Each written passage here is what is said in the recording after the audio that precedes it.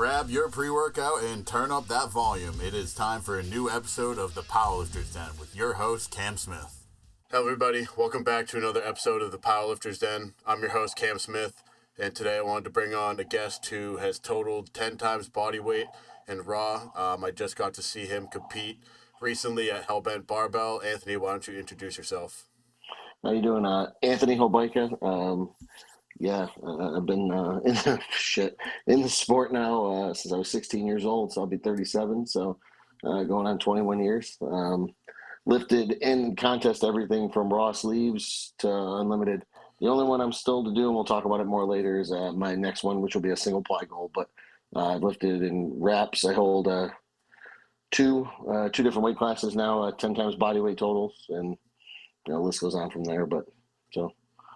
Yeah, so I guess we'll start off by maybe telling us about where you train out of.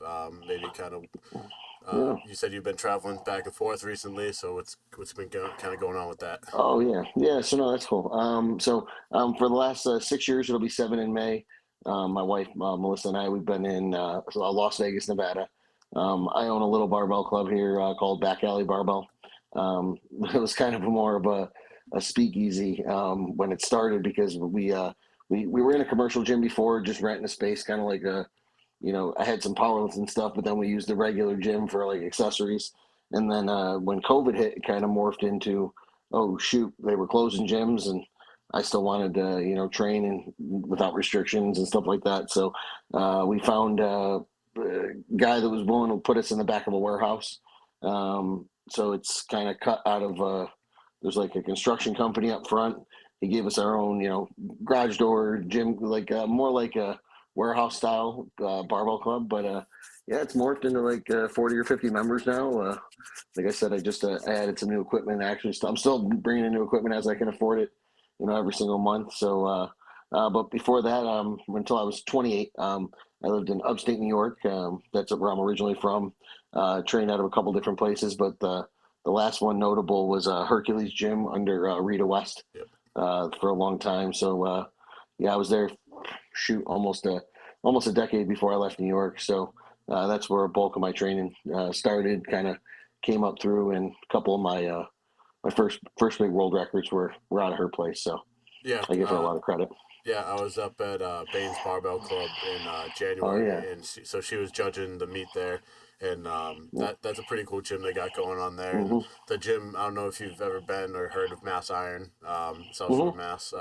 That's like another warehouse gym. It's in like an industrial boulevard thing, and Yeah. so it's always fun to train out of like one of those gritty gyms. So That's what that's kind of the exact feel. You wouldn't even know it's there. I don't can't find it even on Google Maps. It's an invite only kind of thing. That's kind of how I run my stuff. And you got to either be invited or know somebody that'll walk in. And it's definitely not for the weary. I mean, it's 115 some days in the summer in Las Vegas, and we're still in there with the door open, and it's 97 inside the gym, 101 inside the gym, and guys are still in there working, busting their ass, trying to grow totals. So, we pretty much just cater to powerlifters, and that's okay because that's what we are.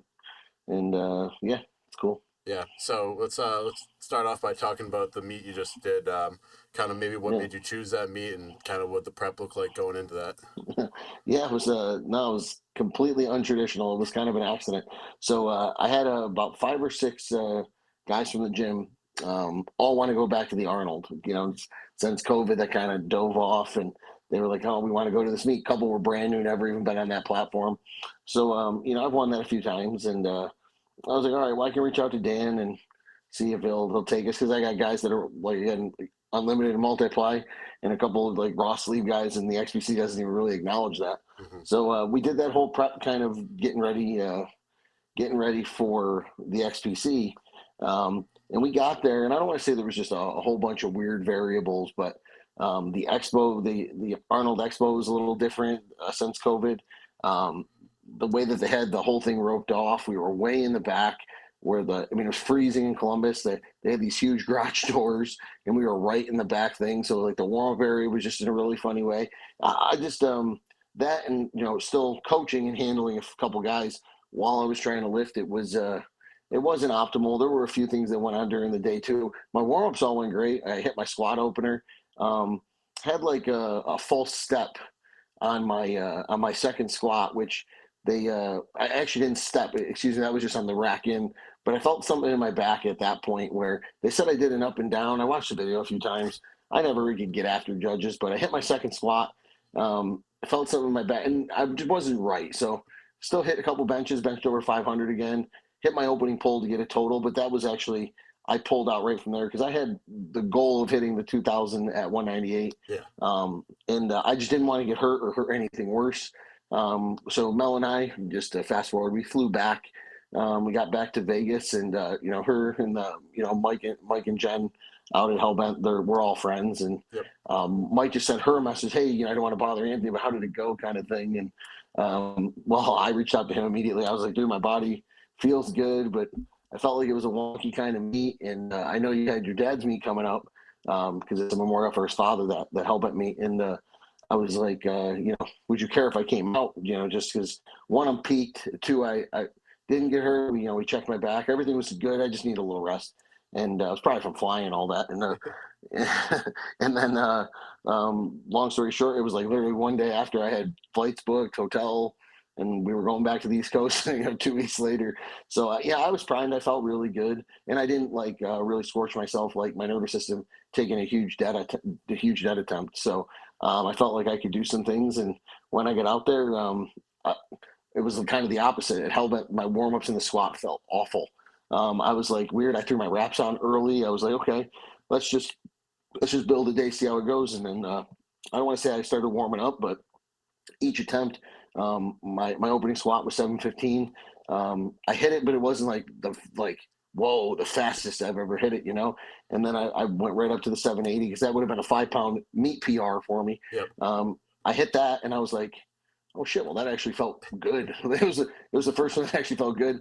And then I looked over at Mike because he was helping me melt. And I didn't have any of my normal people either. Normally, I had Trevor Jaffe and Rudy with me from Overkill. Yep. Just because on the short notice, nobody could fly. Yeah. Mike looked at me, goes like, "Excuse my language. Fuck it. We're going right for 810 or 811, whatever the number was." And I was like, "Tell him to load it. If he thinks it's there, it's there." So and then I slammed that pretty good. It felt that was actually, when I looked back at the videos and everything, that was my best pick, most confident of the day. I like the depth. Everything just felt good with it. So yeah, it looked great. So I'll it just goes to show you, no prep's ever perfect, no warm-ups are ever perfect. It's just that old saying, like you take it 1 for 1 9 times. You just take each attempt to let the momentum kind of build you. And I felt real good at that point. But until then, whenever people were like, "How you feeling in the warm room?" I was like, "Yeah, I don't know. I don't know how this is gonna go." So. Yeah, I mean, I know the feeling. Some days, even just warming up, you're like, yeah, today's not a day I'm going to hit a big one. And then you end up hitting like a massive PR, and you're like, oh, that's not what I was expecting at all. No, and then I still made a rookie move. I don't mean to move on to my bench too quick, but slammed my opener, went right to 500 on my second. And I'm pretty, I hate to sound like that, but I'm pretty confident in my 500 raw bench. Yeah. Bang, I can hit that every single time. So I hit it, and I looked right over at Mike, and I said, load it, because I wanted to hit that 515 number. I've hit it a couple times in the gym, and dude, I don't know if I took it for granted, but I put it out in front of me, and like a rookie, I let my air out on the way down. I was like, what are you doing? So I basically flat backed it, and I still had it probably an inch and a half from the top of the lock. Yeah. I was kicking myself because that when you're trying to hit a number goal, it's like, damn, those 15 pounds would have been a lot easier if I could have just pulled less. So, exactly. But no, it was kind of the way it went was good because it actually set me up. So I opened real light. I opened at a 630 pull, and then I told him to just shoot right for the 690 because that put me right over 2,000. And at 181, we could talk about that meet. That was in my rear, but I had a shot at 2,000 with a 685 pull, and actually on the initial pull, I tore my bicep. That was at the 2018 Arnold. So it was kind of weird, but it was kind of like a redemption and a little PR from that meet. So it was kind of a bunch of little things, like emotional highs, emotional lows, all kind of wrapped up in one, which made the day even more cool and special for me. So yeah, I remember I was watching from the crowd because I was there with my crew from Evolve because Charles Montalbano was competing, and John's really friends with Mike. Mike's his coach. Mike's coaching fucking everybody now. So sure, yeah. I remember I was looking. I was like, "Holy fuck!" He's benching 500 raw at that body. Like a 500 raw bench is still crazy at any body weight. So to be able to do that at under 200 pounds is very impressive. I appreciate it. I only ever hit it once in the 81 class. That was that meet I was telling you about back in 18. I had a huge cut. It was really weird. So I'll say for in my mind, that was the best bench I ever had. But I'm not sure if I had kept cutting and kept doing meets at 181, if I could have kept that up. It was just perfectly peaked, everything else. Now, in a weird way, I'm just at the point where, I can walk into the gym and bench 500 pounds. Yeah. And I wish. again, if I can keep chipping and making that better, that you know how hard that is. Every 5 pounds now is hard, but yeah, dude, I appreciate you saying that, but it was a weird thing because like I still remember 315 being the heaviest bench I had ever taken for. I think that's like years ago, but I still remember the first time I had 3 plates. I thought I was the biggest dude in the gym. You couldn't even walk me through that doorway right now. I was like, so I don't know.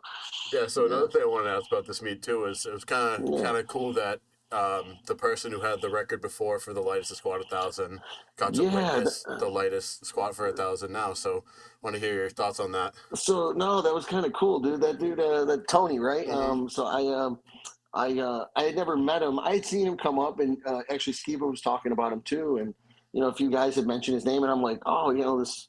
He's a little younger than me. I think he's like 20 or 29. And but man, seeing him squat in person, I was really impressed. Like his patience. He actually on that 1,000, a lot of people didn't notice his knees kind of shot forward. Yeah. Right after the pick, and I was like, "Oh no!" Like, thank God he took it on a second because he might have been able to go again. But he had this like patience where he kept his chest upright. He didn't panic or freak out, and he just let it glide back. And he put it back in position, even as a 242, 275er. That would be hard. Yeah. To do that at whatever he recomp to, man. Let's just even say 190. Yeah. Like to do that at that weight, man, that was impressive, bro. Like. Yeah, he put it in a good spot. I thought the depth was fantastic. Like, I'll even go out right on camera to you and say it. I think it was better than mine. So, Okay. I mean, I thought it was a really good squat. And like I said, to be there and to look, I tell everybody I've had the opportunity between squat records and totals. I've had 6 all-time world records, and no matter what, they're borrowed. Like as time is going to get everybody. You paved the way, right? Like there's been now I think 11 181s or something, or 12 to go 2,000. Until that first one actually does it, Yeah. They can see the way that how to break down the numbers or use their strengths in the numbers to adjust. But that dude, man, like I just put my hat in my hand, gave him a big hug, and I was like, dude, you're gonna hold that one for a long time because that's a pretty special one. I mean, there's not a lot of even 220s that can consistently put that on their back. I feel like he's going to come right back and squat something even bigger. Yeah. Like it was good. He had more in the tank too. So. For sure. And he's also like a phenomenal, like he only got in gear. I think he was training in gear for like not that long because, I mean, he's a very impressive raw squatter as well. I think he squatted like 750 raw or something like that. 750, yeah, that's what I heard. There. Yeah. And it was funny because I was talking to him and his father. I didn't realize that was his dad he was standing with. His father is still a really good lifter at his age too. I mean, it was kind of crazy. Like we had a very similar background because when I hit that 1010 at 191, that had only been my 4th gear meet ever. Yeah. So, but I had trained a little bit. A lot of people don't know. I lifted raw for a long time, but I used single ply. I've always coming from Rita's place and coming from places in upstate New York. Like I don't know, just the pedigree is gear is a lot more accepted on the East Coast, right? Yeah. So I used to use some single ply stuff just for overload work, training, hip positioning, all the little things, including making the nervous system stronger. I've been using it for a number of years now, probably 6 or 7 in my training. So I had work in gear before I ever my multiply switch. As much as everybody tries to give me credit, oh dude, you did it in like 4 or 5 minutes, you came in second. No, I've had some years. I've had some work in it. Like that dude only really has had maybe a year and a half where he's even put gear on. Yeah. So like that's incredible, man. Yeah, so I guess maybe going a little bit back into your background. I know you played college football. Yes, sir. I know you're from, like you said, you're from upstate New York. So, Mm-hmm. as a former college football player myself, obviously, like To me, there's two paths that a retired college athlete could take. It's either they go golfing or they powerlift, and so I do both. But I kind of want to hear about maybe your experience, kind of getting into powerlifting from football. Well, I'll throw a little one on that second end, just because I'm a mid '80s golfer myself, living on the West Coast and being in sales. That's what I do for a living. Yeah, If you don't even at least decently swing a golf club, you're never going to cut a deal. So I've had to learn to do that a little bit and I get like it's almost like I'm like a party trick. Like I'm like the clown in the corner that ties the balloons. Like how's this little buff guy swing a golf club? But it's actually pretty good. So no, I'm just messing with you. So but no, I played at a school called Hobart College yep, in Geneva, between Syracuse and Rochester, in New York. Really good brand of Division III football. yep. We played Our hockey. Hobart back in the day. Oh, really? Yeah. That's awesome. Our hockey team just won the national title last night, which is pretty cool. So Oh yeah. back to back national championships. So I was pretty proud of that from an alma mater standpoint. But yeah, I had always used. So I had started powerlifting. My father took me to my first meet when I was 15. They had those New York State championships up at Sweet Home High School in Buffalo. So I had done probably 6 or 7 meets while I was still in high school, full Mm-hmm. power meets. And I kind of fell in love with it. And then I got to school and like basically I did 2 in those 4 years because, I got pretty good. I started pretty young as about a sophomore. And at that point, football became similar to what you're talking about. It was your obsession. You play ball, and that was it. And then I got out, finished playing, tore my ACL. That was my senior year, first round of the playoffs. Snapped my knee, ACL, MCL, meniscus. Like the cutback zone, defense end took my knee. It was pretty good. It was a clean hit, so I got no issues with it. But then it was kind of weird because everybody was like, "All right, well, your athletic career is over." I'm like, that was not a part of my plan, guys. I was going back to lifting for a long time. So no, I took that spring and that summer. I rehabbed. Knee came back really quick. I was even pretty. I played a little like flag football and stupid shit after. I just couldn't cut the same way. Yeah. Like I felt like the strength came back really quickly. And then one thing led to another. I just got back. I graduated, came back home. Got my first adult job, and I'm like, all right, I'm Jones, and there's no Friday nights. There's no Saturday afternoons. There's nothing that like I need a goal. Like I've lived off of like goals or something tangible my entire life, and now it's just like you get up, you go to work, and that's it. Like, nah, it wasn't. I guess that's why I'm still here doing this stuff 15, 16 years later. So, no, yeah, that was really the big thing was powerlifting has given me a sense of discipline. It's given me a sense of vulnerability. I mean, 200 pounds is 200 pounds. Everybody laughs at that stupid comment, but some days that shit will like staple you to the floor, and other days it just moves a little easier than it should. Yeah. So I'm very fortunate. I haven't had, other than the bicep tear in my knee in college, I haven't had any crazy injuries. I've had a few setbacks, little things, but um, I've been able to stay relatively healthy, and I've taken that mentality of playing like the long game with it. Just in the beginning, it wasn't like this, but 2 to 3 meets a year at most. Real off season, real. What do I say? Let my tissues catch back up to the muscle growth and vice versa.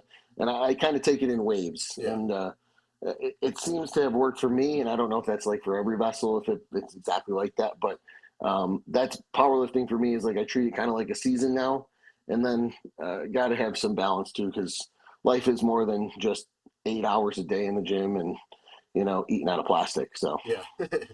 I mean, at the end of the day, like I've heard it 100 times. I've probably said it 100 times now, but powerlifting is a hobby. Like obviously, it's our passion, it's our love, but we still gotta go to work every day. We still gotta people gotta raise families and stuff. And it's someone that like your level and like the elite level of powerlifting. Like one of the biggest things is the longevity and just being able to stay healthy. And I feel like the even in recent years, I mean, the tides have changed. It used to just be full throttle all the time, hop in a bunch of meets, and now everyone's starting to realize, like, yeah. let's play the long game here. No, and that's right. And older folks, I'll even say just less educated in the sport will say, "Oh, it's steroids." It's really not any of that. It's like you have to be smarter with your body. Like every single prep, and not to get too deep into like how I feel about it with the ideology standpoint, but you almost like when you look for your weaknesses, right? Like the singular lift. Oh, I want to make my deadlift better or whatever it is. You actually have to look at your vessel and see what's changed because of, say, the last prep or two or three, because like your body, you're like when you and I, when we played college ball, we were probably more fast twitch athletes, our feet underneath us. We wanted to move things very quickly and use explosion. As you get a little older, like you want to move things a little slower with a better brace, more controlled. You don't have those same exact. You still have fast twitch muscles, but it's like your body, your vessels changed. Yeah. So if you don't play to those strengths and respect the weaknesses or where some of the flaws could happen, that's when. I mean, I really feel that's when the injuries happen. When I don't look at Anthony as like a 24-year-old just out of college strength athlete. It's like if I looked at that guy and trained like that guy, first of all, I would tell that guy a whole bunch of shit. I mean, I man, if I could talk to myself 10 years before, I mean, there's things I would say. But no, needless to say, I think it's constantly good to reflect and see how your vessel has mutated over some time, because I really think that's really important, and how you figure out where you're going to. So Yeah, it's kind of funny because like I'm literally a 24-year-old strength athlete just out of there you college, go. so it's kind of good to hear some of these words of advice from some of these top lifters. And something like immediately that I can think of with like you were saying about kind of slowing things down is I've kind of slowed down my squat a lot recently, and Sure. recently my squat has been looking like really good, been making a lot of progress on it, and Yeah. it's just like just because it doesn't move fast doesn't mean it wasn't easy. I promise you, like, and that's where I like get away. Like, I don't beat on the USAPL versus the world. Like, that's not my I thing. do. But the whole, well, I have my own thoughts. Don't get Uh-huh. me wrong. We probably align here. But that whole RPE game, like, I come from. I don't want to say the thing where I want all my like I want one plate to look the exact as 7 plates, 8 plates on the bar. Not it doesn't need to move any faster. Like you can tell when you move something with like purpose Yeah. or like intent is kind of like the way we teach it in my gym. So if you intentfully move that thing, you still have poundage to go. The quote unquote speed, I want it to almost look bang exactly the same, but I want 7 plates to look with that same intent, if that makes sense. Yeah. So you don't sacrifice technique for speed. That's never going to get you anywhere. So For sure. I mean, like, I guess with the RPE thing too, like, I guess now more that I'm kind of slowing down and stuff with that, like, obviously RPE can be used and very well utilized, oh yeah, I can. That's right. but like, you could look at a video and be like, well, first of all, they're overshooting because they say it's Right. lower, but if they say it's higher and it's actually, it looks very slow, then you can see how there might actually be lifting with intent. Like, they know they can do 2 more, so that's why they're not flying up the weight and busting a kneecap by doing something stupid. That's doing something stupid. That's right. Yeah. So, what else you got coming up? What's kind of the next in store for you? So, in the immediate, my wife and I were going to take a little break. Well, one, I promised her a real off season too, because I went WPO right into the Arnold prep, and then we did this kind of mini couple weeks. But I'm going to use the summer. One, just health purposes, everything else, get my body back in order. I just did my blood work at its dirtiest. Just I want to see where all my levels are. I want to see what it looks like after 16 weeks of really pushing it pretty hard. Yeah. I obviously at this point in my life now I'm wearing a CPAP to sleep. I have a big thick neck. I want to see if I can control my weight a little. So I've kind of tiptoed every year or two. I gain 2 or 3 scale pounds.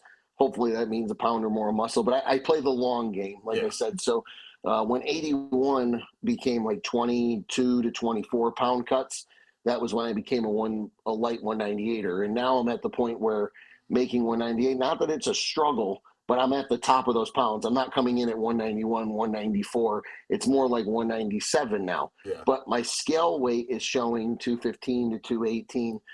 I sleep my best, and I almost feel like my most energy, my best training weights are lighter than that. And I mean that like 20, I'll call it 208 just to be safe. Yeah.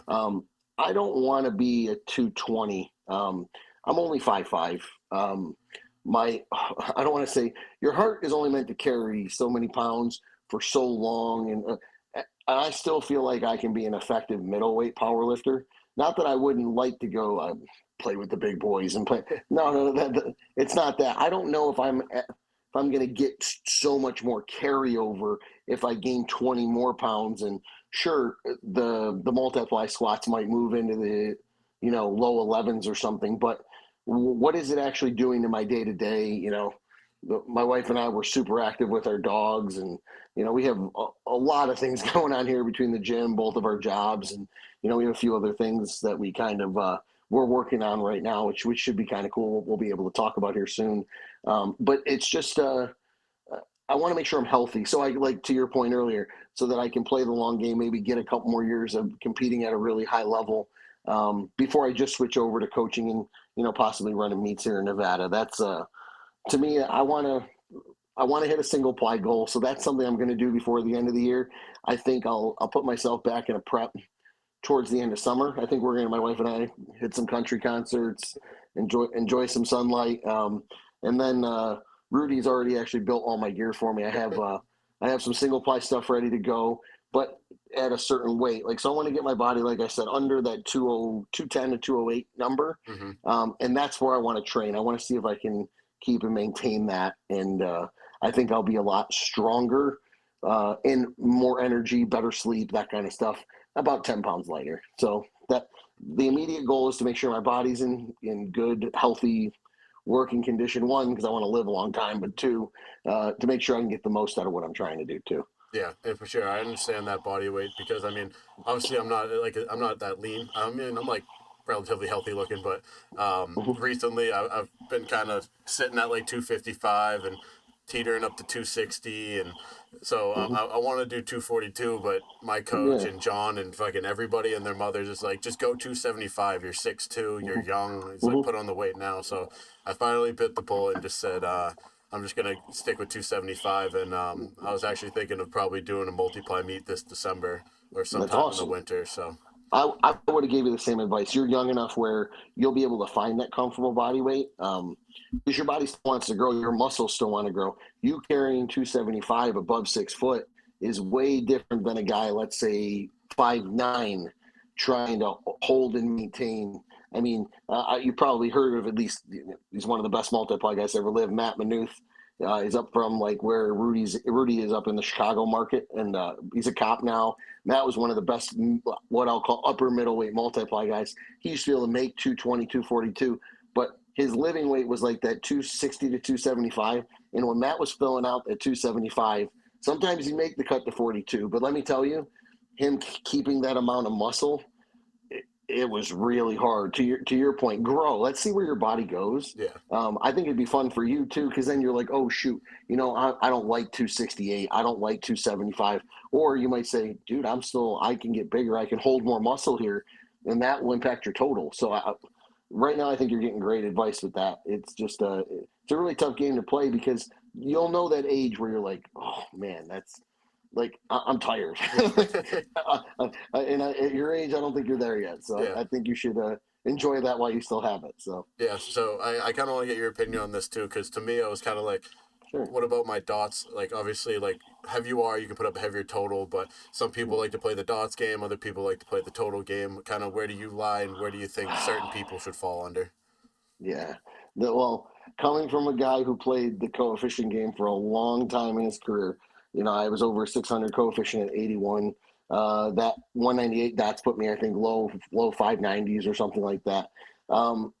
Look, I love coefficient for what it is for the sport because there's no such thing as absolute strength, right? My buddy Dallas and I, we used to argue, and he was an all-time world record squatter at both 81 and 98. We used to argue about this all the time because, like, if I totaled, like, for example, 2,000 at 200 pounds, that would be the equivalent of, let's say, Hoff totaling 3,000 at 300 pounds. But I can total 2,500. He can only total 3,000. Does that mean I'm 50% better than? No, Yeah, that doesn't mean that. So, like, absolute strength in weightlifting doesn't make sense because of the vessel. We're all still men, even though they're a little bit different size and stuff like that. Look, I came into this game to lift more weights. I truly believe you should always be trying to gain and grow a total. Now, you can add the factor of the money meets and all that stuff, where when you learn to dial in your weights, control them, it's another variable like gear. Yeah. It's how many, like, let's just play multiply. So I bench better in a single ply than I ever could fighting a 2, 3, 4 ply. So I wore a single ply in the WPO, but then I wear an unlimited shirt in places that's welcome. It's knowing how to adjust, how to maneuver. It's that technician part of the powerlifting game. I think there are meets that you do where you try to build your biggest total. I think there are meets you do that you kind of throw out the idea of, hey, I want a 1 pound PR, but I'm going to build the best coefficient for myself. Yep. And when I think you take that approach, you're always constantly growing, right? You're going to keep growing your total. But the formula, I think, takes care of itself. If you put the work in the gym, if you do if you take care of your body and the weights, if you spend the work in the gear and outside the gear, not only is the total going to grow, so is the coefficient. It's going to grow with you because you're going to do all those things right. It's the guys that try to cut those corners that it probably doesn't work out for at the end. For sure. So I guess maybe a little bit into your training itself. What do you kind of do in the off season, and maybe a little bit about what your building looks like and versus during prep? Yeah. So the prep part's easy. So I work in a wave. It's really like a medium, high. Well, I won't call it a deload, but whatever that sometimes deload means off, like you're banged up, you're out. Sometimes deload means take it at 50%. Sometimes it's find the weakness and work on it. So I work in a wave all the time. So I'd like to say when I'm in powerlifting shape, when I'm truly ready, I can be ready for a contest in 4 weeks. One full wave and I can compete. So I call waves in 4 weeks. My there was a late bodybuilder. His name's Phil Herndon, not to be mistaken with probably the best raw squatter in the world, Phil Herndon. But it's not.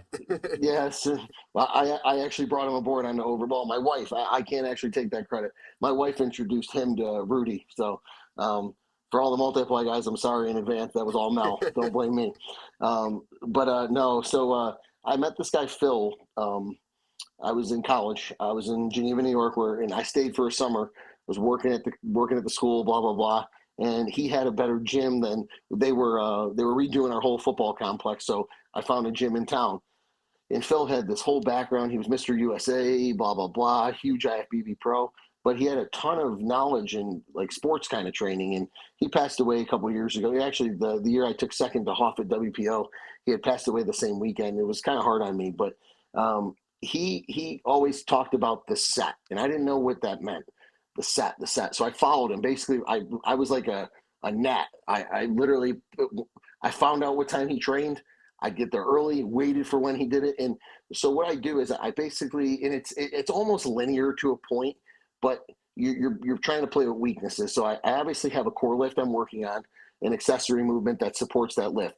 But then there's a set, and what he means by that is you kind of warm up in a rotation, 3 to 4, it could even be 5, depending on how taxing the exercises are. But they're like 4 movements that you do that not necessarily always they could contradict in a way, but that you work them.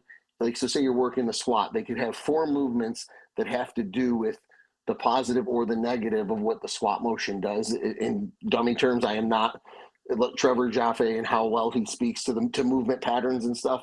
But so basically, it was like an antagonist and a protagonist to the movement you were trying to work. And you would do it to max effort. So you'd spend most of your time in these 2 movements. And then you'd set up 3 to 4 exercises. You'd warm up each, and then you'd hit them all to failure. I know this kind of sounds crazy, but it was a way I kept my volume up.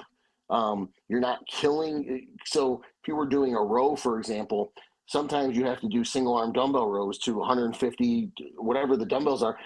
When you're moving those every single time, all the time, you're almost stressing your back and doing things that are going to affect your deadlift in 2 days. You don't want to do that. So he would pick movements that you'd have to move something 40 times sometimes. And to me, it was a way of obviously flooding blood oxygen to your muscles, because I had already spent the time doing, let's call heavier work or submaximal work in those core movements. But it gave me an opportunity to balance, kind of like how, when people talk about conjugate and all these different things, it was a way that I was always getting volume in, even when the reps and sets were getting smaller with some of my heavier movements. And then the only thing I've added to this is I no longer do a separate squat, bench, and dead day. I have a powerlifting day, and I rotate my, it could be squat and deads, it could be squat and bench, it could be a deload squat, bench, and dead. And I rotate all of my true powerlifting day into a heavier morning, like a Saturday morning. And then during the week, I do these, what I call them, they're like focus or concentration days with what my set is at the end. And I have a rotating group of exercises for each of those days, so they're never the same. And to me, it's an opportunity to stay strong, continue to work my weaknesses in those supporting movements of whatever the compound movement is, but then also I'm flooding with volume so that my all my tissues, my muscles, my tendons, everything kind of stays up with me, because that's the easiest way to get hurt, is when you spend too much time in one rep maxes or not enough time getting your volume in. So that's kind of my basic breakdown anyway. Okay, yeah. So I mean, that I definitely haven't heard of that sort of training style before. So it's interesting to hear. Mm-mm. I mean, it clearly has had some good impacts on your career. Yeah. So, is that kind of what you do for programming as well, or is that something you kind of keep to your own? Nope. Well, it depends. I have a couple guys that do the same. I'll call it similar, same as me. But I only coach about a dozen. I might have 14 guys right now, quote unquote, on my roster. That's not how I talk. But I help. It depends on the type of person.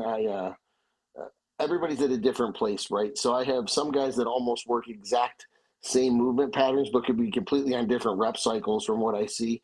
I only do individual style, very broken down programming for individuals. Some, I know this sounds crazy, has more diet and things involved than they do actual. They do a lot of movements, correct? But they eat and drink like shit. So it's like I work on an individual basis based on that. I've done. I'd like to think I have a little bit more of an expansive mind, because I have spent time on the multiply world. I've spent time in the sleeve world, walkout squats, mono squat. I've kind of done a lot and a little of all. Yeah. But no, I individually program almost. I don't think I have three people that do the same even type of workout. Almost every single one has variation to them. And for me, everybody handles volume different. Everybody handles deloads, or how their vessel recovers, different. That's the biggest one. You could give somebody the same exact template. I hate to sound like this, but if you don't get to know your athlete's ability to recover, you're not actually coaching them effectively at all. Because I could have two guys that even train together. One can deadlift 4 weeks in a row, let's say 80% and up, and one guy who's just as strong as this guy can do it one time, and then he needs a week, maybe two, to really come down, because he cannot hit that max up. It completely impacts his nervous system. Yeah, I know my training personally is unorthodox. It's something I've been building. I've actually thought about putting pen to paper and actually almost doing like a manual or a booklet on it, because I think it's something cool, and it kind of encompasses a lot of little things that have kind of kept me healthy, and I think some people would probably be affected by it. But to me, coaching to me is relative. Some people can get so much out of linear progression. I've even, Brandon Lilly's a great friend of mine. I talked to him at the Arnold for like 3 hours, my wife and I, and I still think there was really good impact to things like the cube. It just, I've been a student of the game for so long. I kind of look at everybody's individual vessel differently and kind of coach from there, if that makes sense. Yeah, I think being a student of the game is one of the best ways to be successful in it. Yeah, and I tried so many things that don't work. I hate to sound like that. Like for me, like, okay, and you probably already love them because you're starting to work into the gear stuff, or you're thinking about doing a multiply meet. The box squat is my worst exercise in the whole world. I always seem to hurt something. I always like I don't do them right. I don't sit back correctly, and I have 1,000-pound squat. Well, let me tell you something. To me, that is something. If you want to give me a seminar on or some tips, I would take anybody's advice. It really just depends on the vessel and how the mechanics work, and also like I said, the recovery. Those are two things I look at the most when I look at anybody I work with, because if you don't dial those things in correct, you could hurt somebody, and that's the last thing I'd ever want to do to somebody I have an opportunity to work with. Yeah, and kind of going off of the individual aspect of it, like I know Mm-hmm. some people you can see their if they're posting their training logs, you're like they're training so light on a deadlift or something. They're like 3 weeks out, and you're like, I wonder why they're going so light. But then when they peak, they're going up like 50-60% of what they were pulling. You're like, you Sure. just have to learn how they work. How do they work? That's right. Yeah, so kind of more into the coaching aspect of that. How long have you Sure. been taking, or how long have you been coaching people for? 28. This will be my 6th year. Yeah, I was about 30, 31 years old. Um, yeah, it started out just I wouldn't even do, because this whole online thing, everybody loves it, and it's all like, I always work the best, and that's actually what back alley, my gym is. And I believe in team training and working together with a few different sets of eyes. You can have programmers, you can have somebody do your coaching for you, build every number for you, but it's almost like that in your face. I do a lot of videos from multiple angles, even on myself, just to kind of see a bunch of different things. Because I obviously can't coach myself when I'm training, but my wife has one camera set up. I have other ones set up. It's really just for me to dissect what each one of my movements look like. Yeah, I've been doing it now for about 6 years. I used to only do in person at the whatever facility I was at. And it didn't have to be every single day, one on one. It could have been, hey, you're jumping in my workout, or hey, I'm going to come sit in yours. But I like to see somebody with my eyes, because, like, even like Ed Cohen, a good friend of mine, I've known Eddie now probably 15 years. He talks in no scientific way. Move the bar 1 inch this way, or move your foot like this, and he could put you in a perfect stance because that's how good his eye is. Yeah. He's not gonna talk to you like, we need to activate your. It's just not how he's built, man. And I just think I'm a little bit. I hate to sound like this, like the old guy, but I'm a little bit more old school in terms of the way I look at things, and I try to break the weakness down based on things I've seen compared to the thousands of lifters I've seen in person, and try to build for every one of my athletes a movement pattern that is strong for them. Yeah. Not just because, Ant Oliveira, who's one of my great friends, Ant says you have to squat really wide if you're a multiply guy. Well, what if your pick is just not strong, with your feet basically touching the rails? Like, I got to find a better position for this person to be successful. So, yeah, it's just, for me, I started doing online stuff probably about 3.5, 4 years ago. And like I said, I keep it a very small book. I don't really even advertise I do it. It's just based on an approaching.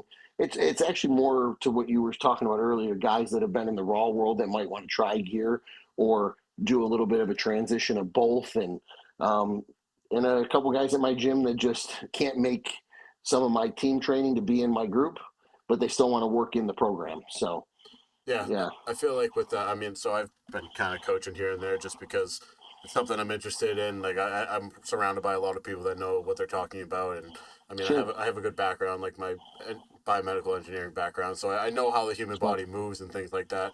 And obviously, time under the bar is the most important. And so I've been competing since.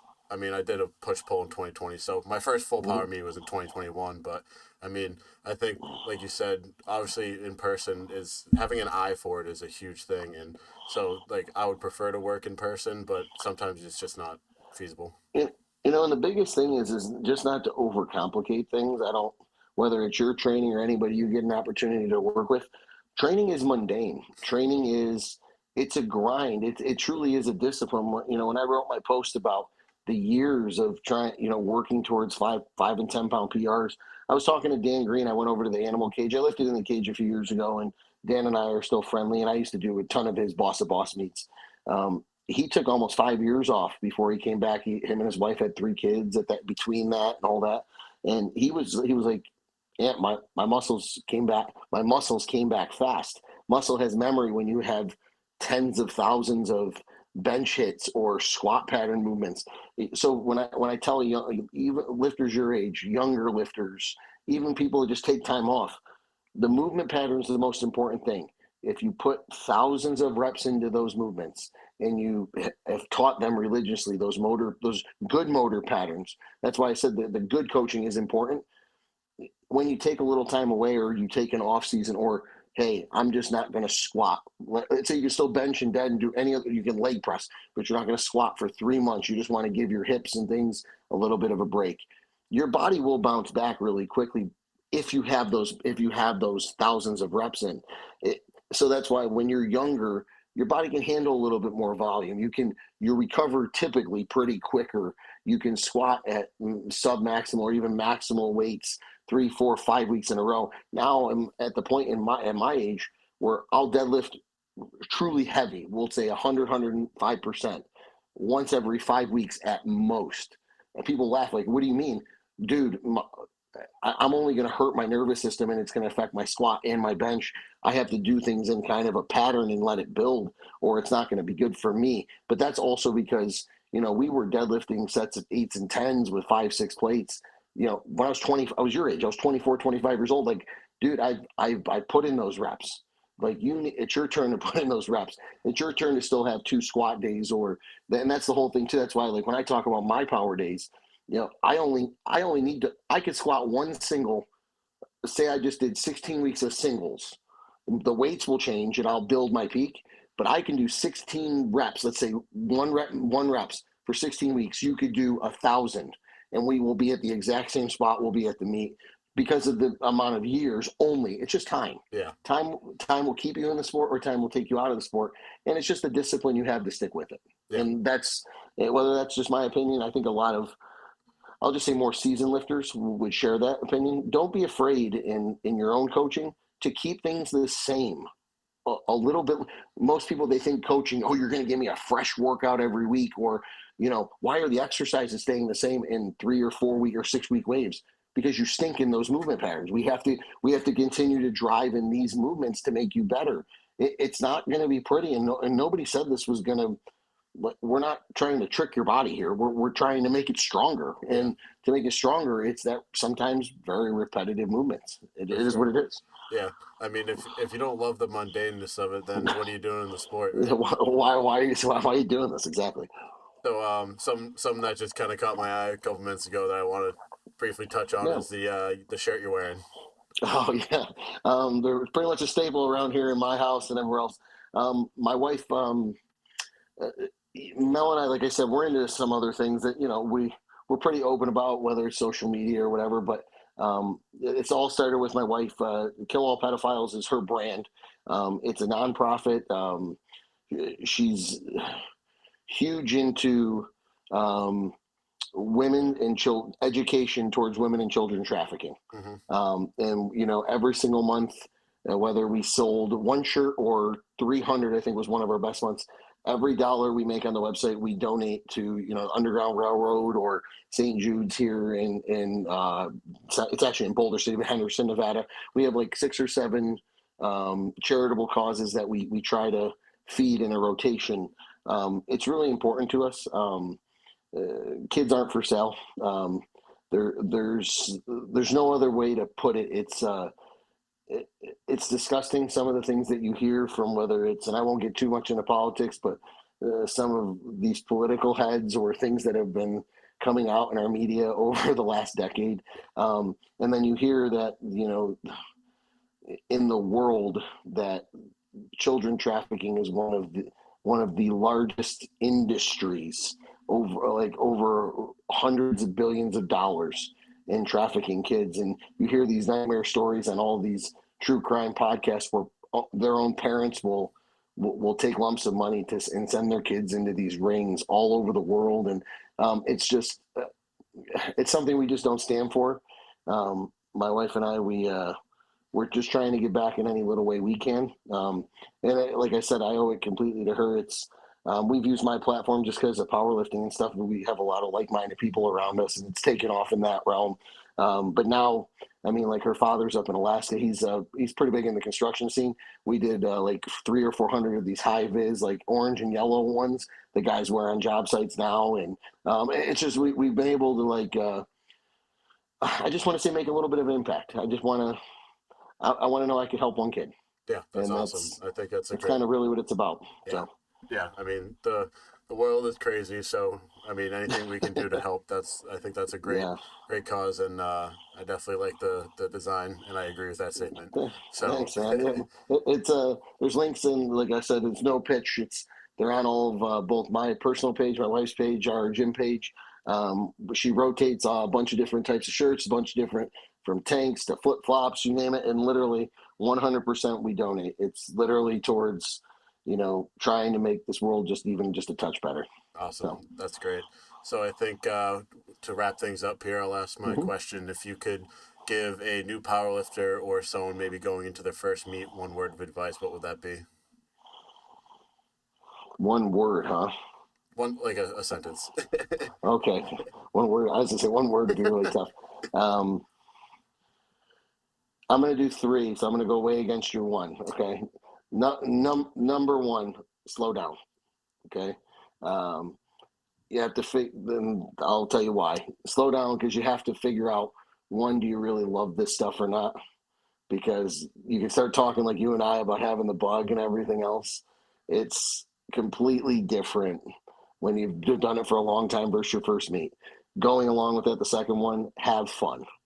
Because when you're having fun, you build a little momentum. That's what makes this what it is.